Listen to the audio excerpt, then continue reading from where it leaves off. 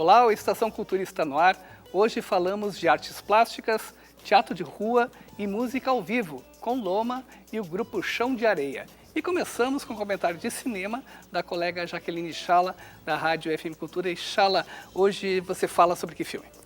Hoje a Chala fala sobre Noé, que é um épico que está sendo muito aguardado, o filme do Darren Aronofsky. Acho que, inclusive, desde que ele fez Cisne Negro, que foi um dos filmes mais comentados e aplaudidos do Darren Aronofsky, acho que esse filme está sendo esperado em função do nome do Darren Aronofsky que está atrelado ao projeto. Bom, ele é um épico bem hollywoodiano. 125 milhões de dólares foram gastos no filme. Eu acho que desde a época do Cecil B. DeMille não se gastava tanto num filme bíblico. É uma releitura da Bíblia e, como tal, ele traz muitas licenças poéticas. Bom, essas licenças poéticas, óbvio, já trouxeram várias complicações para o filme, muito antes até do filme ser lançado, né? A história do Noé, interpretado no filme pelo Russell Crowe. O Russell Crowe interpreta um Noé ambientalista, digamos assim, porque esse filme ele tem um aspecto principalmente de trazer para a Bíblia questões que hoje em dia são fundamentais para nós, sobre como o direito da humanidade sobre usar a terra, o direito que ela tem à terra e ao uso dos animais que estão sobre ela, né? Essa é uma das discussões básicas do filme, né?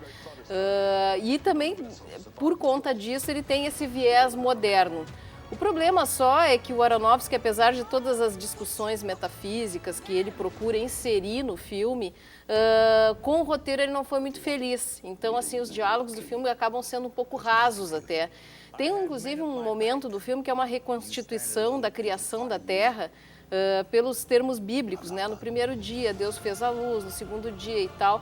E essa sequência de imagens, se comparado com o filme do Malick, do Terence Malick, A Árvore da Vida, fica assim a quilômetros de distância, até não só pela qualidade das imagens, mas também pelo conteúdo e pelo texto mesmo, sabe? E então, assim, é um filme assim, basicamente de ação. Tem momentos dele que são os anjos guardiões que surgem, que são os anjos que teriam sido enviados por Deus para cuidar dos humanos e que acabam se afeiçoando aos humanos e por isso traem a confiança de Deus, transformados em rocha. Esses seres criados digitalmente, então, são personagens que estão muito presentes no filme e eles estão o tempo inteiro, trazem uma sensação de tu estar vendo um Senhor dos Anéis ou então uns Transformers no filme. Enfim, é um filme que estava sendo muito aguardado. Na minha opinião, infelizmente, até como épico, ele deixa a desejar. E acredito que o Darren Aronofsky vai ter mais condições de expor as teorias dele, o que ele quer fazer, num filme mais modesto, quem sabe até de caráter independente, não nesse épico. Legal. Jaqueline Chala, brigadão pela participação aqui no Estação Cultura. Lembrando também que a Jaque pode ser reencontrada, né, na Rádio FM Cultura, no programa Na Trilha da Tela, sempre aos sábados, 7 horas da noite, FM Cultura 107,7. E agora vamos falar de artes visuais, em especial da nova exposição em cartaz na Galeria Gestual. É a mostra Pretérito Mais Que Perfeito. Após Jogos Olímpicos ou depois de uma guerra, lugares importantes que tiveram protagonismo na história, mas que hoje estão abandonados. Este é o foco dos registros em fotografia e vídeo da artista Romy Pokstaruk. Tudo começa com um vídeo que está na outra sala, que se chama Traumberg. Eu morei em Berlim em 2010 e lá eu descobri alguns desses lugares que estão no vídeo, que é o Spree Park e o Teufelsberg. E a partir desse vídeo e dessa vivência em Berlim que eu comecei a me interessar por esses lugares. Daí foram uma série de trabalhos que culminaram nesse último projeto da Olímpia, que eu comecei a desenvolver ano passado e que eu acho que enfim, tem muitos lugares para ir, acho que não vai acabar tão cedo. A gente tem trabalhado juntas já faz algum tempo, que eu acompanho a produção dela, e a gente sempre dialoga muito sobre artes e sobre a produção, sobre o que ela vem fazendo. Para essa exposição, na verdade, ela fez uma seleção prévia de alguns trabalhos que ela já tinha produzido, mas que ainda não tinham sido mostrados e que ela tinha interesse em mostrar. E a partir disso a gente foi conversando o que conversava, o que não, como integrar os espaços e as salas Entre as cidades que a artista registrou está Sarajevo, 30 anos após os Jogos de Inverno. A Roma tem um interesse, talvez um pouco de explorar alguns lugares e explorar essa memória que esses lugares podem ter. E não necessariamente talvez seja um grande tema que agrupe toda a obra dela, porque eu acho que cada conjunto tem a sua peculiaridade, assim. Cada vez que eu olho para uma nova série da Home, me traz coisas novas, traz coisas diferentes, porque apesar de ser um espaço que um dia esteve cheio e não está mais, ou que um dia foi habitado e agora não está mais, não só pela cor das fotos, pelo clima, pelos lugares, pelas diferentes paisagens que ela percorre à procura desses lugares, como cada série, na verdade, traz uma coisa diferente da outra. O que me interessa não são os jogos, mas a situação criada por esses jogos, né? O que acontece numa cidade depois, antes e depois de uma Olimpíada, o que muda na dinâmica, né, da vida das pessoas, que tipo de investimento é feito, o que fica, o que não fica, né, o que sobra disso.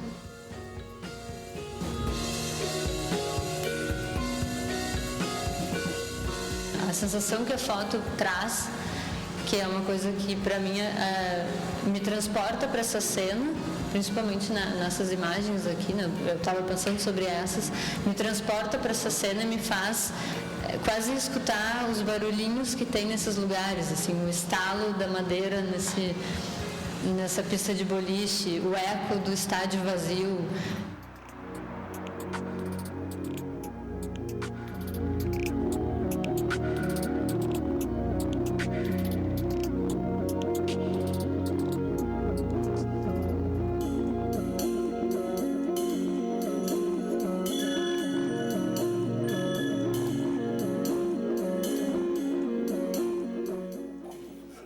O espetáculo de rua traz uma visão crítica e bem-humorada da criação do mundo.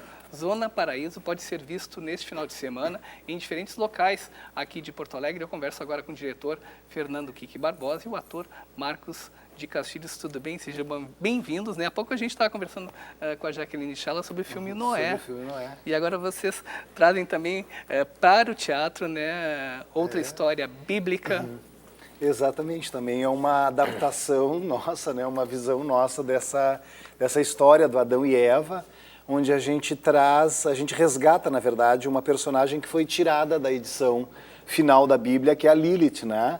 E a Lilith é essa figura, digamos assim, o símbolo da mulher, né, mais libertária, revolucionária, uma mulher que não fica submissa só ao universo masculino, né? E a ideia, então, de recontar essa história foi para resgatar a personagem Lilith, né? E como é que foi o processo de criação? Porque o texto é teu, né? Junto com a direção tua também, junto com a Vera Parenza. Com a Vera Parenza, exatamente. Eu e a Vera e o Marcos, né? A gente tinha trabalhado juntos muitos anos atrás na Terreira da Tribo, né? No Ai Nós. E lá a gente tinha essa experiência de teatro de rua também, né? E eu e a Vera, então, a gente já tinha essa ideia há alguns anos na cabeça de trabalhar com esse mito, né? De recontar essa história.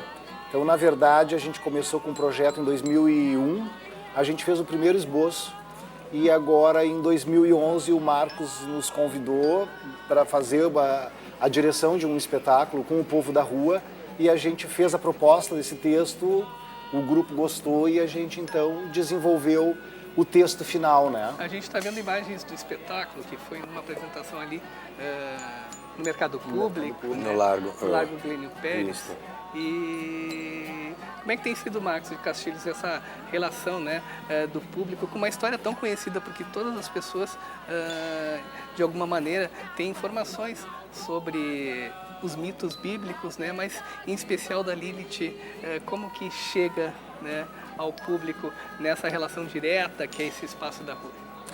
Então, a gente já esperava alguma reação mais direta, porque é um tema delicado, e Interessante que a arte pode fazer essa abordagem, ela pode trazer um nu para a rua e vir um comentário como assim, não é nada ofensivo, nada agressivo, né? Porque a arte tem essa prerrogativa de poder discutir a vida e trazer esses... A gente esperava, está tendo retornos interessantes, muito interessantes, assim, que é próprio da rua e que esse texto, assim, tipo, não, nós já conhecemos outra história disso.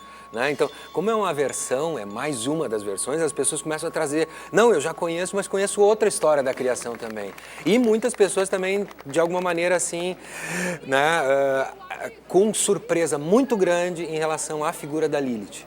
Até pessoas dentro do nosso meio e tal, pai, mas eu não conhecia a Lilith. E elas começam a investigar, opa, isso tá presente na mitologia, está presente na psicologia, como o lado escuro da lua, como o princípio feminino, como o feminino selvagem. E isso está sendo muito interessante enquanto reação das pessoas, tanto colegas, artistas, pessoas que já estão nesse meio, quanto pessoas que a princípio nunca assistiram teatro, que é o que acontece naquele dia ali.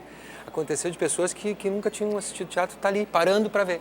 E, Fernando, tem uma coisa assim que é interessante no teatro de rua, né? Você como diretor, como ator de espetáculos de sala, também espetáculos de rua, a encenação tem que conseguir, através dos adereços e figurinos, situar, né, o espectador naquilo nos ambientes cênicos, né, em transpor o espectador para dentro desta cena. E a gente vê aí que vocês estão com uma produção muito legal. Olha, a gente teve a felicidade de trabalhar com a Margarida Rache, que é a figurinista, que o figurino dela, assim, olha, é muito bacana, porque a gente tinha essa questão, como o Marcos falou, dos nus, né? Como fazer o Adão e Eva, a Lilith, nus, porque quando nascem, na história que a gente conhece, eles estão nus no paraíso, né? E isso era imprescindível que tivesse, porque tem a coisa depois de se sentir culpado, quando morde da maçã do conhecimento, né?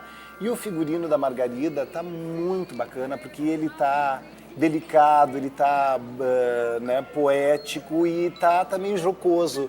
Tem, né, os nus ali, tem os órgãos genitais, né, recriados de uma forma muito teatral mesmo. Tem também a direção musical, né, do Beto Chedid. No elenco estão a Clarice Nejar, Marcos de Castilho, que está aqui, Karina Sieben e Rodrigo Melo. A produção é do Marcos de Castilho. Enfim, tem uma galera aqui na equipe técnica, né? O cenário do Luiz Marasca também, exato, que vai se transformando, né? Ele chega como uma carroça, se transforma no trono de Deus, se transforma na árvore do conhecimento. É um cenário também muito especial. Bom, mais informações no site do povodarrua.com.br e também, então, Zona Paraíso pode ser visto sexta-feira, amanhã, 5 horas da tarde, na Praça da Alfândega, no sábado, 4 da tarde, lá no Hospital Psiquiátrico São Pedro, e no domingo, ao meio-dia, no Brick da Redenção. E o Kiki também está dirigindo, e ele é também o dramaturgo do espetáculo Pequenas Violências Silenciosas e Cotidianas, montagem da Companhia Extravaganza, que volta a cartaz agora sábado e domingo, lá no Teatro Arena, até o dia 27 de abril. A gente vai preparar uma matéria especial sobre o espetáculo, que já fez uma grande estreia aqui em Porto Alegre e já passou aí pelo... Já teve no Festival de Recife, Festival Internacional do Janeiro dos Grandes Festivais no Recife, a gente teve. Tivemos no Porto Alegre, no Porto Verão Alegre, né? Então, daqui a pouco, né, em breve a gente vai fazer uma matéria sobre o espetáculo. Bem, nós vamos para um breve intervalo e já voltamos com música ao vivo com a cantora Loma e o grupo Chão de Areia. É um instante só.